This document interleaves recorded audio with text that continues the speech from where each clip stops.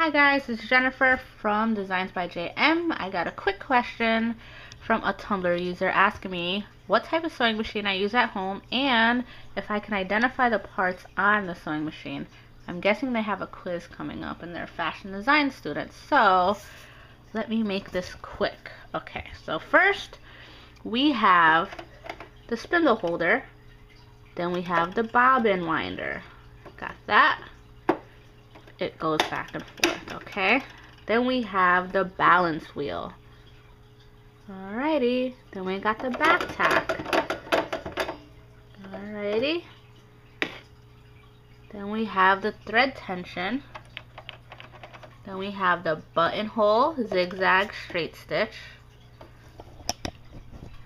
Go down here. Bobbin casing. And these are the parts of the bobbin.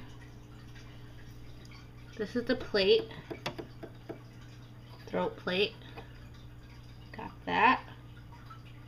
Take up lever is right here. It goes up and down when you spin the balance wheel. And as you see, the needle goes up and down as well. And then, you see how it's going back and forth? That is because I am playing around with the different settings. Let's see what else. I think I covered the main parts. There's not much of a sewing machine, you know? So we got the spindle holder, the balance wheel, the bobbin winder, the back stitch, the take up lever, the thread guides. I forgot to tell you that. The thread guides are these numbers. How can I forget to tell you that?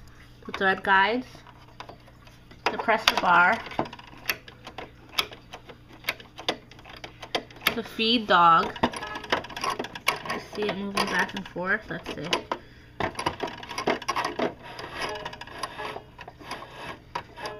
Okay.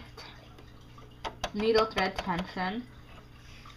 Alright, so that's it, I think. If I missed anything, please let me know.